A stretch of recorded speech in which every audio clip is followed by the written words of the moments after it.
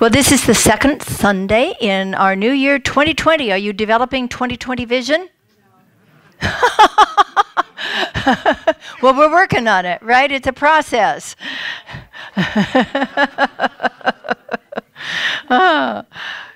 Well, if we haven't seen you this year, either because you were away or we've never seen you before, Happy New Year!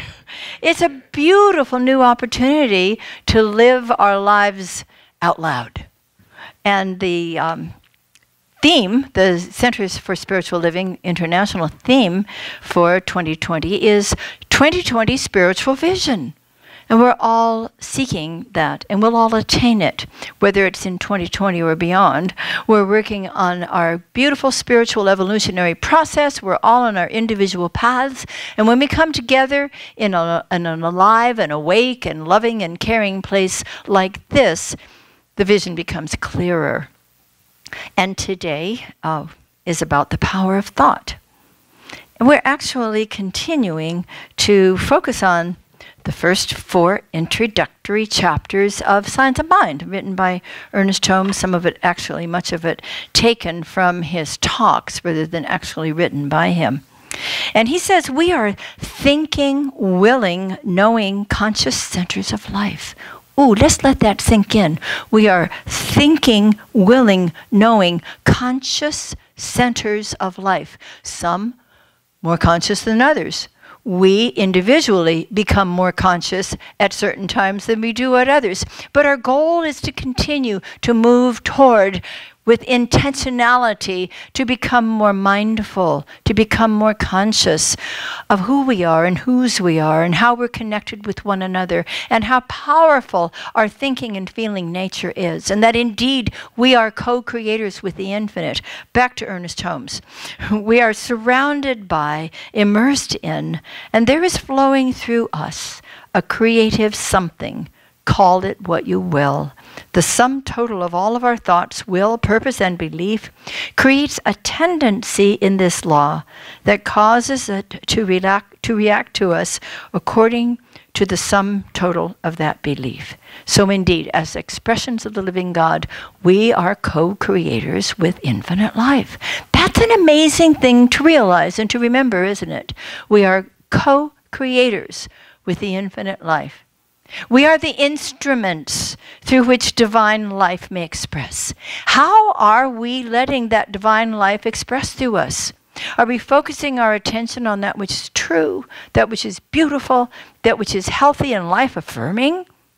Are we getting sort of stuck in what some of the environment may be teaching us or telling us about what's happening in the world that is so unsettling?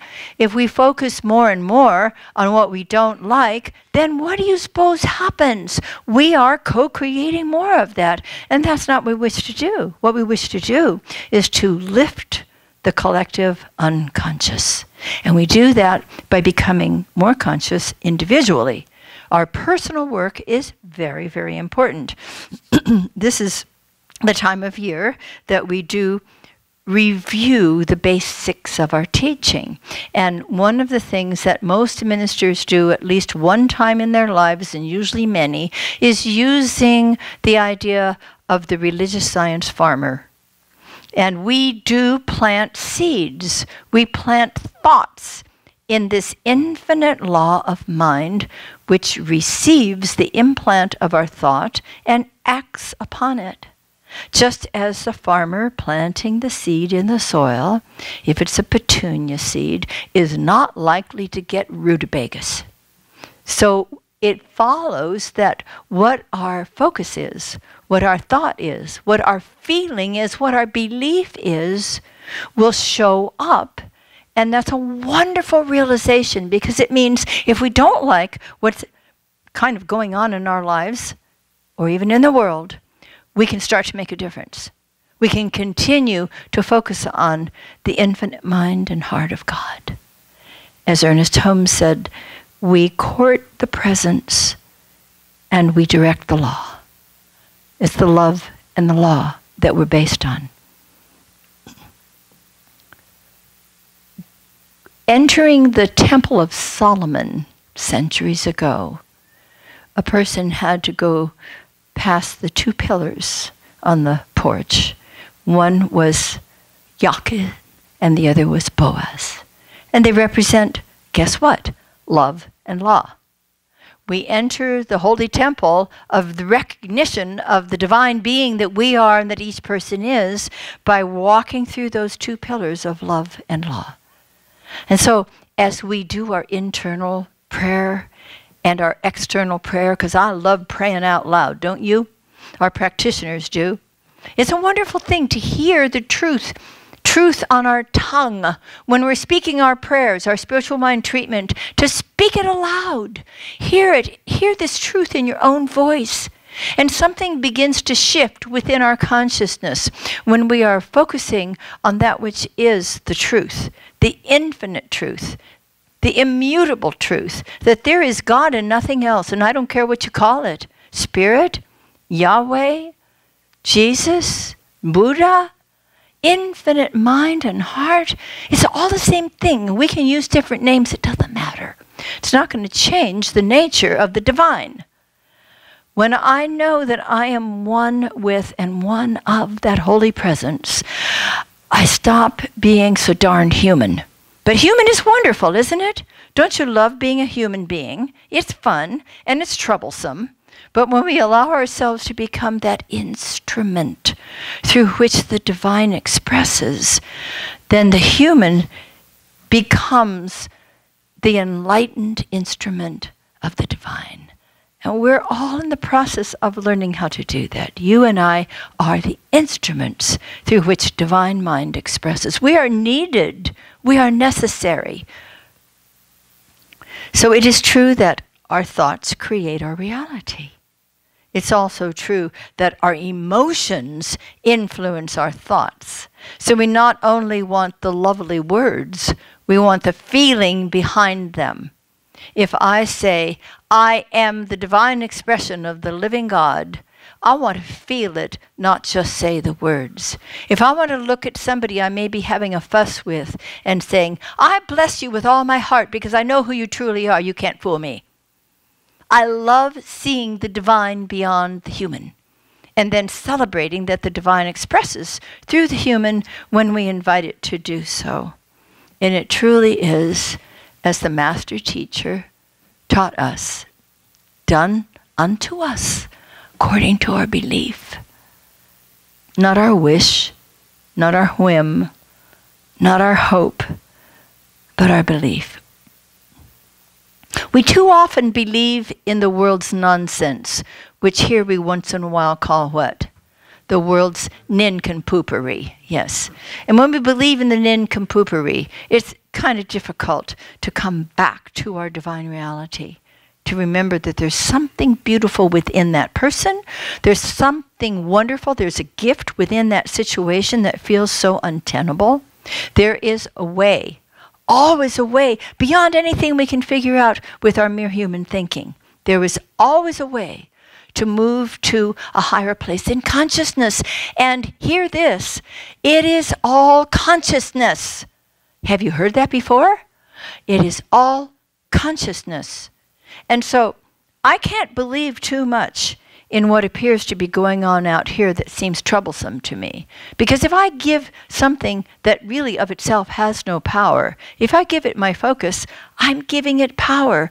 That's not even intelligent, is it?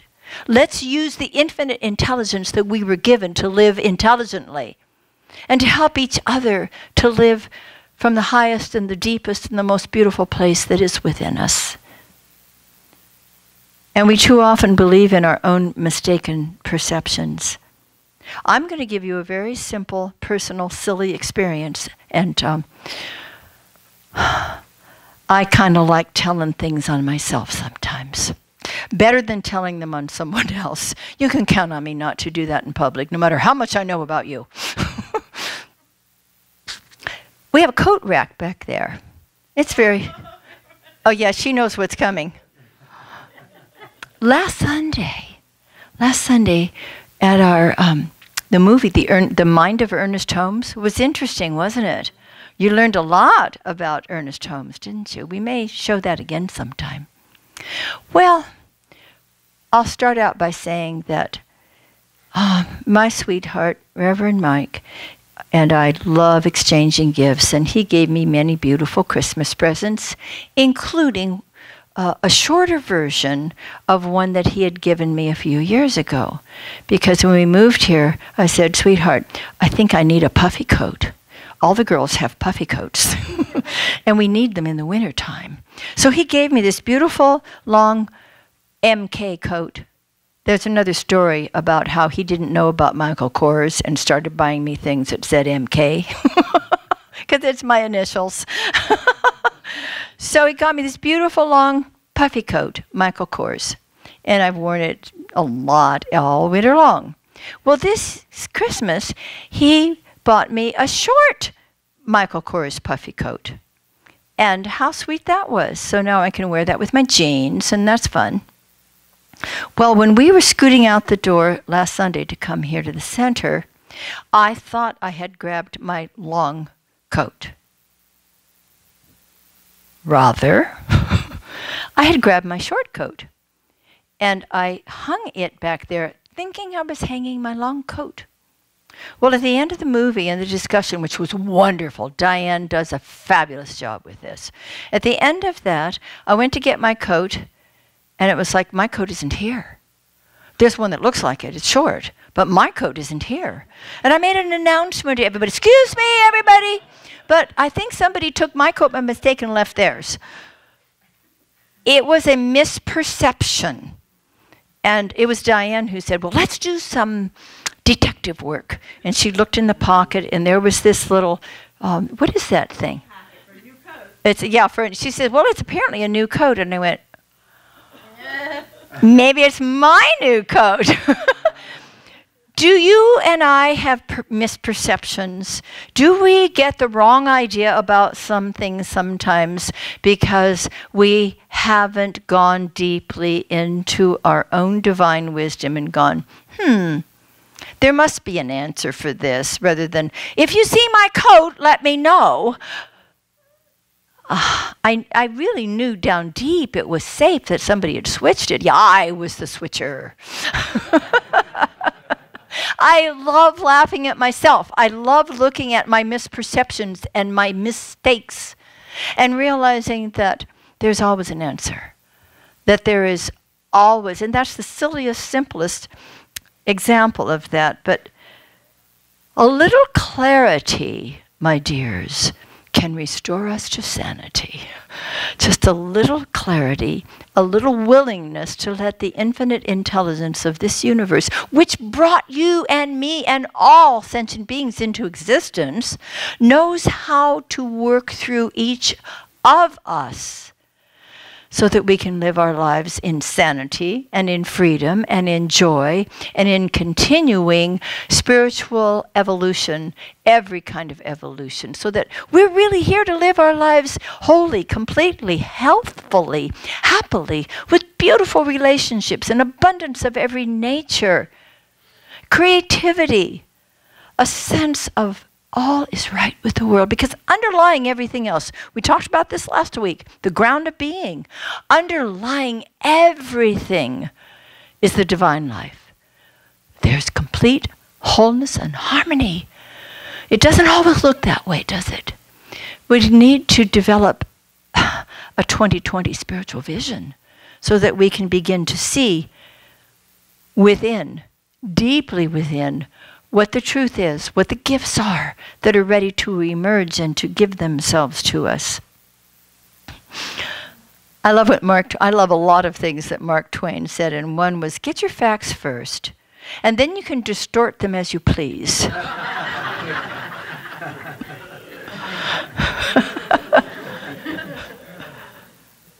I also love it. I just remembered he said, let's see, I would choose heaven let's see, he would choose heaven for the climate, and he would choose hell for the company.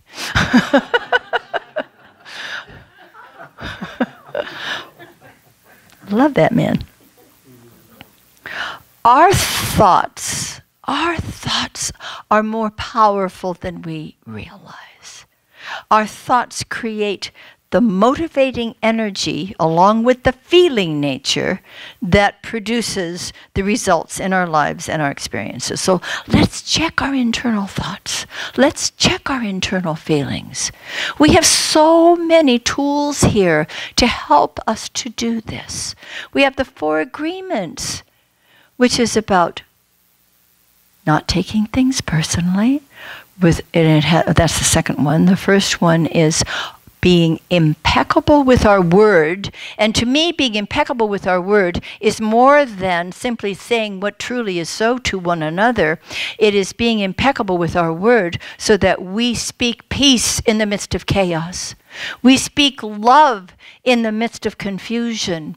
We speak impeccably the infinite eternal truth of this life and allow ourselves to be the instruments that can bring it into being. Then the other 2 are, don't make assumptions. It's not my code. Don't make assumptions. And the last one is so important because we're still working on this path individually and together. The last of the 4 agreements is always do your best. You know, if we just can put our head on the pillow at night and go, I did my best. Sure, I didn't do it all exactly A+, but who's grading me anyway? No one. And we don't have a God up in the sky with a big black book that says, you did this and you didn't do that. We've never had one like that, and I'm hoping you haven't either. If you do, if you ever did, you'd need to spend more time here. Because we know that the infinite mind and heart of God is good. It's all about love. It's all about wisdom. And you and I are all about living our lives in freedom. There's no restriction. There's no lack. There's no limitation because it's all consciousness. And we lift our consciousness and we create new experiences that way. Our internal thoughts and feelings create our beliefs, and our beliefs create our experiences. It's that simple. There's a universal mind, says Ernest Holmes, spirit, intelligence, that is the origin of everything. It is first cause. It is God. This universal life and energy finds an outlet through everything that lives. You and I are the outlets through which divine mind expresses. That's a wonderful realization. It would be good for us to think about that many times a day. We are the outlets through which infinite mind must express. In Scripture we read, I set before you this day a blessing and a curse. Which do you think would be a good idea to involve ourselves with? Are we going to be mad at what we don't like that's happening in our homes, in our workplaces, in our communities, in our country, in the world? Are we going to be mad at that? Are we going to curse it? Please don't. Let's all work together to create a consciousness of blessing for ourselves, for our loved ones, and for people we never met and may never meet. It doesn't matter. This energy, this universal energy, is something that is impressionable. We're all one. You know, the butterfly effect. We affect, by our thoughts, our feelings, our blessings or curses, we affect others in this universe. That's a very powerful awareness. So we have this choice. Let's make a good choice. You know, we can sink into despair on what seems dire or impossible to change or to heal. There's no such thing. There's nothing that cannot be healed. There's nothing that cannot be changed. There can be stubborn people who don't want to change their minds about it. But in truth, there is nothing that cannot be healed. Because underneath, it's already whole. And we can do that. We have that choice. Or we can choose to bless the situation. We can choose to connect with the divinity within each person. We can become open to the good that's there for us, because the law always, always responds to us according to our whim. Say no. According to our hope? No. According to our wish? No. The law responds. Whether you're 2 or 92, the law responds according to our belief. And it's a great system, don't you think? We have the love of God everywhere present within us all that had to bring us into being. And here you are as the instruments of that love and that life, that aliveness, that freedom. And then we have the law of mind, which responds according to our belief. Let's keep learning more about this. Tune in next week as we move to chapter 3. Will you say with me, I plant healthy seeds of love and life in the receptive and fertile soil of universal mind. Good and greater good comes into my life. And so, my beloveds, beginneth our lesson. Thank you.